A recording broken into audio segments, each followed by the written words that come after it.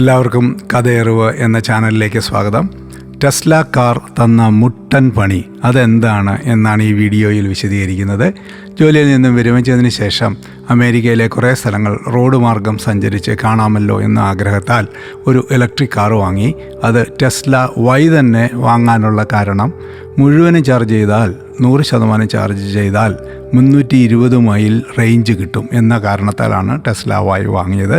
അങ്ങനെ ഞങ്ങൾ ആദ്യമായി ഡാളസിൽ നിന്നും ഡെൻവറിലേക്ക് ഒരു 700 മൈൽ ദൂരമുള്ള ഒരു ട്രിപ്പ് പ്ലാൻ ചെയ്തു.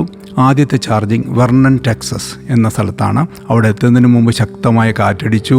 ടംബിൾ വീട് എന്ന് പറയുന്ന പുല്ലിൻ്റെ ഒരു ഗോളം വന്നിടിച്ചു. അതെല്ലാം ഞാൻ മറ്റൊരു വീഡിയോയിൽ ചെയ്തിട്ടുണ്ട്, അത് നിങ്ങളെല്ലാവരും കാണുക. അങ്ങനെ വെർണനിൽ ഞങ്ങൾ വണ്ടി നിർത്തി 80% ചാർജ് ചെയ്തപ്പോഴേക്കും ഒരു 30 മിനിറ്റായി. ബാക്കിയുള്ള 20% ചാർജ് ചെയ്യാനായിട്ട് വീണ്ടും ഒരു 25 മിനിറ്റ്. അപ്പോൾ 100% ചാർജ് ചെയ്യണമെങ്കിൽ ഏതാണ്ട് 1 മണിക്കൂർ. അതാണ് ആദ്യം കിട്ടിയ പണി. അപ്പോൾ 100% ചാർജ് ചെയ്യണമെങ്കിൽ 1 മണിക്കൂർ നേരം നമ്മളവിടെ കാത്തിരിക്കണം. എന്തായാലും 100% ഉണ്ടല്ലോ, ഇനിയും 320 മൈൽ പോകാമല്ലോ എന്ന ധാരണയിൽ ഞങ്ങൾ വീണ്ടും വണ്ടി അവിടുന്ന് എടുത്തു.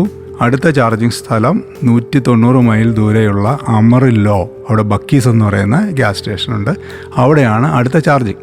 അങ്ങനെ 320 മൈൽ റേഞ്ച് ഉള്ള വണ്ടിയിൽ ഞങ്ങളൊരു 190 മൈൽ ദൂരമുള്ള അമറില്ലയിലേക്ക് യാത്ര തുടർന്നു. ശക്തമായ കാറ്റടിക്കുന്നുണ്ട്, അതോടൊപ്പം തന്നെ നല്ല വെയിലുമുണ്ട്. അപ്പം എയർ കണ്ടീഷനൊക്കെ ഇട്ട്, നല്ല ഫുള്ളി എയർ കണ്ടീഷനൊക്കെ ഇട്ടിട്ടാണ് യാത്ര തുടരുന്നത്. വളരെ വിജനമായ സ്ഥലം.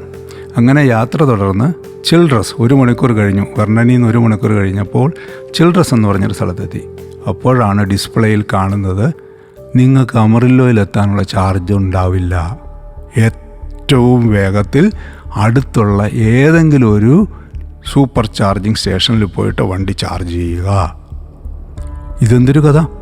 320 മൈലെന്ന് പറയുമ്പോഴത്തേക്കും അത് ഒരു പകുതി പോലും എത്തിക്കഴിയുമ്പോഴത്തേക്കും ചാർജ് മുഴുവൻ തീരുവാണോ? എന്തായാലും ഞങ്ങൾ നോക്കിയപ്പോൾ ഷാംറോക്ക് ടെക്സസ് എന്ന് പറയുന്ന സ്ഥലത്താണ് അടുത്ത സൂപ്പർ ചാർജർ ഉള്ളത്. വണ്ടി തിരിച്ച് അങ്ങോട്ട് വിടാൻ തന്നെ തീരുമാനിച്ചു. വഴി കിടക്കരുതല്ലോ. അപ്പോൾ ഷാംറോക്കിൽ എത്തുവാണെങ്കിൽ ബാക്കി 5% ബാക്കി ഉണ്ടാകും എന്നാണ് കാണിക്കുന്നത്. അവിടെ എത്തിക്കഴിഞ്ഞാലും ചാർജ് 5% ഉണ്ട്. അത് കുഴപ്പമില്ല, 5% ഉണ്ടല്ലോ. അങ്ങനെ ഞങ്ങൾ വണ്ടിയുമായി 1 മണിക്കൂർ ദൂരമുള്ള ഷാംറോക്കിലേക്ക് വീണ്ടും പോവുകയാണ്. പക്ഷേ പോകുന്തോറും അവിടെ എത്തുമ്പോൾ ബാക്കിയുള്ള ചാർജിൻ്റെ അളവ് കുറഞ്ഞാണ് കാണിക്കുന്നത്. അവസാനം ഞങ്ങൾ ആകെ പേടിച്ചു പോയി. കാര്യം, ഇടയ്ക്ക് വെച്ച് ചാർജ് മുഴുവൻ തീർന്ന എന്താണ് സ്ഥിതി? ആരും ഇല്ലാത്ത സ്ഥലം. ഒരു റോഡ് സൈഡ് അസിസ്റ്റൻസ് വിളിച്ചാൽ ടോ കാർ വരണമെങ്കിൽ 3 മണിക്കൂറെങ്കിലും എടുക്കും. ടോ കാർ വന്നാൽ തന്നെ, അല്ലെങ്കിൽ ടോ ട്രക്ക് വന്നാൽ തന്നെയും അത് ഫ്ലാറ്റ് ബെഡ് ടോയിൽ മാത്രമേ ഇലക്ട്രിക് കാർ കയറ്റി വെച്ചുകൊണ്ട് പോകാൻ പറ്റത്തുള്ളൂ. ഇതെല്ലാം പേടിച്ച് ഇടയ്ക്കെങ്ങാനും നിർത്തേണ്ടി വന്നാൽ എങ്ങനെയാണ് ഇലക്ട്രിക് കാർ നിൽക്കുക? അതായത് ഹൈവേയുടെ നടുക്ക് പെട്ടെന്നങ്ങ് നിൽക്കുവാണോ, അതോ നമുക്ക് സാവകാശം കിട്ടുമോ സൈഡിലേക്ക് മാറ്റിയിടാനായിട്ട്? ഇതൊന്നും അറിയത്തില്ല. ഇതങ്ങനെ പേടിച്ച് ഞങ്ങൾ വെളിയിൽ നിൽക്കേണ്ടി വന്നാൽ നല്ല ചൂടാണേ. ആ ചൂടത്തൊരു 3 മണിക്കൂർ എയർ കണ്ടീഷനിൽ നിന്നാൽ നമ്മുടെ സ്ഥിതി എന്തായിരിക്കും?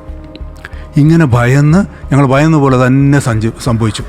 അവിടെ എത്തുന്നതിന് 2 മൈൽ ദൂരം ഉള്ളപ്പോൾ 0 ചാർജ്. ഏത് നിമിഷം വണ്ടി നിൽക്കാം, എന്ത് സംഭവിക്കാം? ഇതെന്തൊരു കഥ! 320 മൈൽ റേഞ്ച് എന്ന് പറഞ്ഞിട്ട് ഒരു 190-200 അടുത്തെത്തുമ്പോഴത്തേക്കും മുഴുവൻ ചാർജും തീർന്നു പോവുകയാണോ? ശക്തിയായ കാറ്റുണ്ട്, അത് സമ്മതിച്ചു. ഒരു വിധത്തിൽ ഞങ്ങൾ ചാർജിങ് സ്റ്റേഷനിലെത്തി ഷാംറോക്കിൽ. അവിടെ നിന്നു എന്തായാലും 100% ചാർജില്ല, അതിനെ അവിടുന്ന് മുന്നോട്ടില്ല എന്ന് തീരുമാനിച്ചു. അങ്ങനെ അവിടുന്ന് ഞങ്ങൾ അടുത്ത ചാർജിങ് സ്റ്റേഷനിലായ അമറില്ലോയിലെ ബക്കീസിലേക്ക് പോയി. അവിടെയും 100% ചാർജ് ചെയ്തു. പിന്നെ ഡെൻവറിൽ എത്തുന്നത് വരെ കൊളറാഡോയിലേക്ക് കയറി. അവിടെ മലകളാണ്, അപ്പോഴും പെട്ടെന്ന് ചാർജ് പോകാൻ സാധ്യതയുണ്ട്.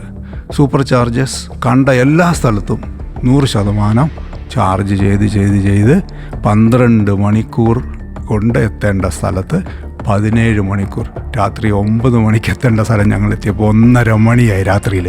അപ്പോൾ ഇലക്ട്രിക് കാർ ടെസ്ല തന്ന പണി, ഒന്നാമത്തത് 1 മണിക്കൂർ നേരം വേണം 100% ചാർജ്. രണ്ടാമത്തത് പ്രതികൂല കാലാവസ്ഥയിൽ നമ്മൾ വിചാരിക്കുന്ന റേഞ്ച് കിട്ടുകയില്ല. ഈ ചാനൽ നിങ്ങൾക്ക് ഇഷ്ടപ്പെട്ടുവെങ്കിൽ ലൈക്ക് ചെയ്യുക, സബ്സ്ക്രൈബ് ചെയ്യുക. മറ്റൊരു വീഡിയോയുമായി കാണുന്നവരേക്കും നന്ദി, നമസ്കാരം.